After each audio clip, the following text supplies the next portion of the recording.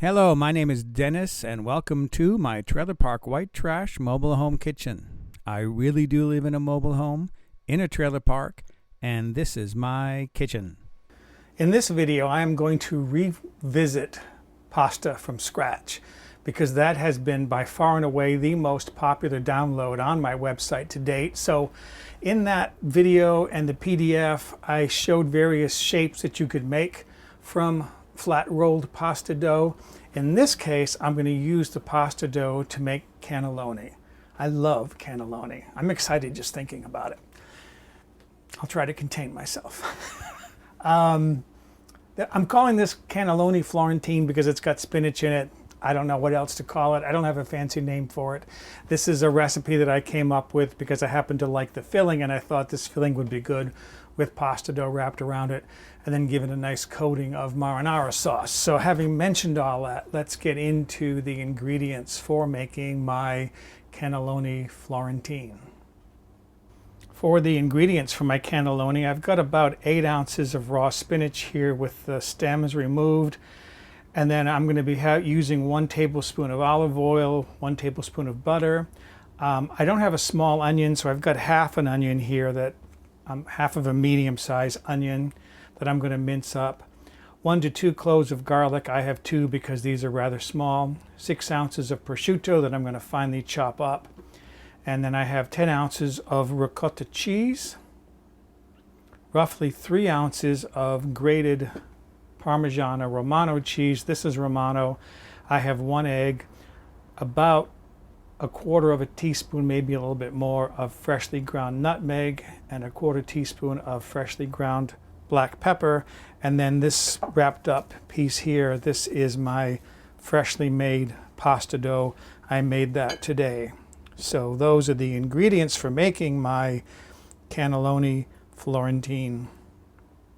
My first task here is to get my spinach wilted. I'm going to put about 1/4 cup of water in a large skillet.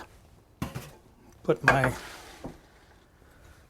spinach in there, cover that, put that on the stove, and then bring that up to a boil so it starts to steam in there. And then this will be wilted in about 3 or 4 minutes on the stove. And then I'm going to be putting this into a colander to drain and cool. While that is going on, I'm going to be chopping up my onion and my prosciutto. So there are my onions diced up pretty fine. I want a very small dice because I don't want big chunks of onion in my cannelloni. And there's our spinach. See how much that is wilted down? That pan was full before, so I'm going to put this in a colander in the sink and then let this cool, and I'll be ready to squeeze it. But right now, I need to dice my prosciutto. A dear sweet friend of mine named Patsy gave me an Alaskan ulu as a gift. I've never tried it for dicing up something like prosciutto, but I thought here's a good opportunity to test it. You just use a rocking back and forth motion.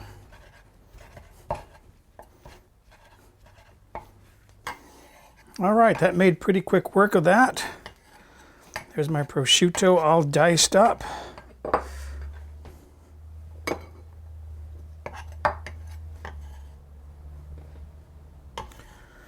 And then I'll clean this mess up.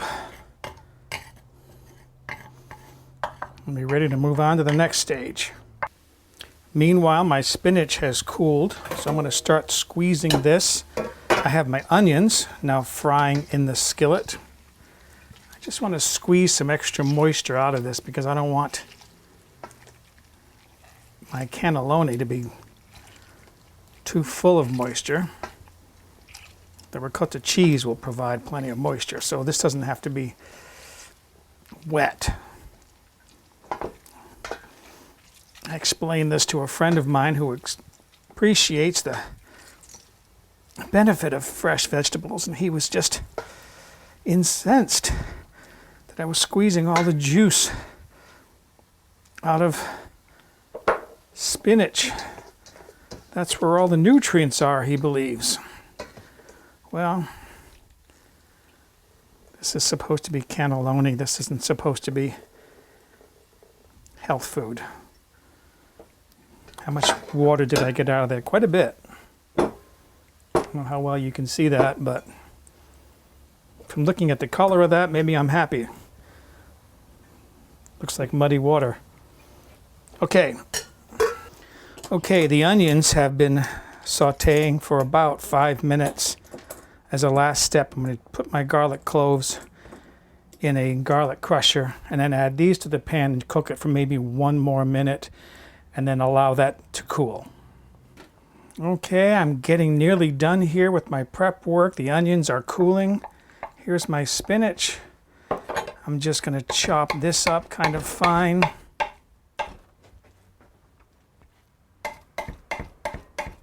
This doesn't have to be chopped up too much. I just don't want large chunks of spinach in my cannelloni. That's good enough. Put that back in its bowl.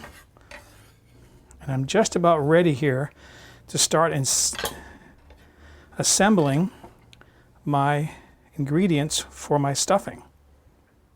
So you could probably see all those individual steps went relatively quickly. I put my bowl on my rubber mat that I use for my cutting board. Not only does it prevent the cutting board from sliding around, but it prevents my bowl from making a lot of noise. So into my bowl goes my ricotta, my prosciutto, Romano cheese, spinach, onion and garlic, then my spices.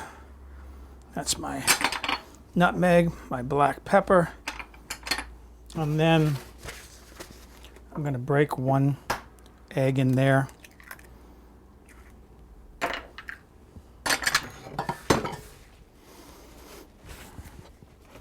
I like to get my hands in there to mix things up. I just think it's much more efficient than trying to use a spoon.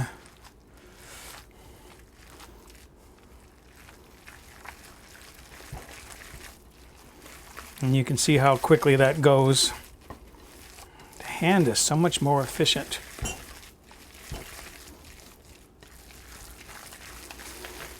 All right, what's that, about 20-30 seconds? So there's my filling. And the next step is the fun step, starting to shape the pasta. Actually, I want to mention one more thing about this. You notice, I hope, that I didn't put any salt in this. I don't need to put in any salt because the Romano cheese and the prosciutto has enough salt that this has plenty of salt already in it. You don't need to add any salt. As far as the dough, I used 2 eggs and about a half cup each of regular flour, all-purpose flour, and semolina pasta flour. That's enough to feed about, I would say, 6 to 8 people.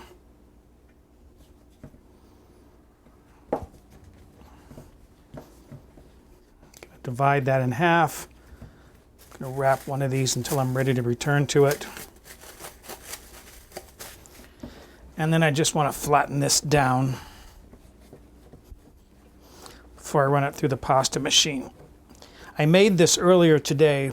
Pasta dough does better if it's allowed to sit for a few hours. It gives the chance for the flour in it to absorb moisture. It won't crack up as much when you're running it through the machine. All right, so I'm starting. I have an adjusting roller here. At number 1, the rollers here are the widest apart, and this goes all the way up to number 7, which I never use because it's just too small. I'm going to roll this to a width of about a number 5 on my adjusting wheel there. So start going through my rollers. Number 2. You can see how quickly this goes. 3.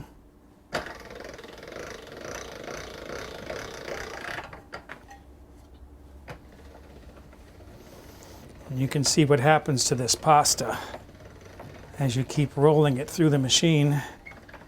It starts to get rather long. So there's a nice sheet of pasta. I'll cut this up and use this for the cannelloni wrapping. I'm ready to start assembling my cannelloni. Here's a sheet of my pasta dough. And I've got a fluted cutter here. I've got a large skillet on the stove that's about half filled with water and it's boiling.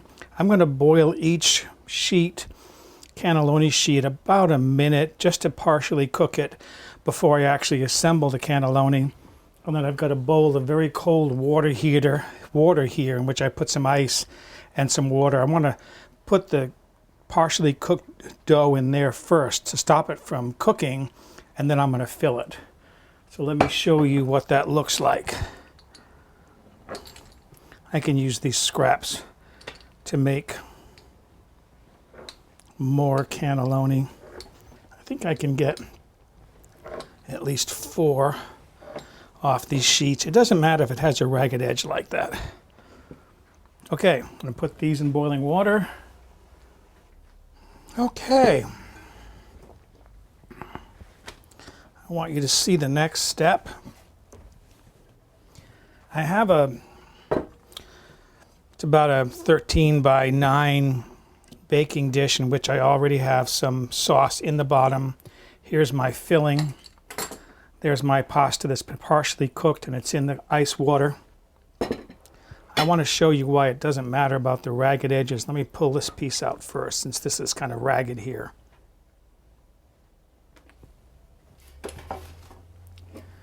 And you just want to get that out of the way. Put a generous helping of the filling on the sheet. 1 cannelloni is plenty for a serving. And then roll this up like so.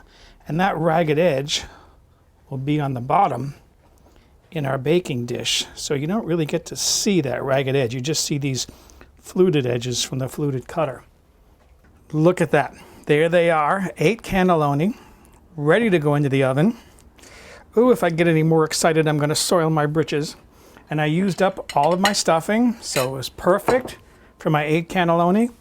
Again, that'll feed 8 people, so my next step is to cover this with foil and place them in the oven for about 25 to 30 minutes. Again, the oven is at 400 degrees. Are you ready for the unveiling? It's hot. Okay, whoa, whew. Lots of steam. So the only thing left is to see what it tastes like. So there it is plated. I've got a big pot of homemade marinara sauce here. And to serve this, I'm just going to ladle on top.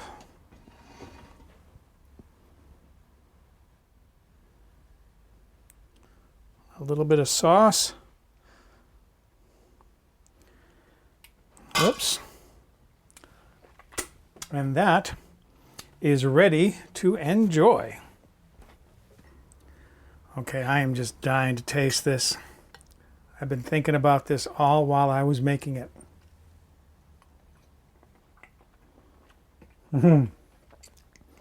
Oh, that filling is so good. And the sauce is delicious. This is homemade marinara sauce.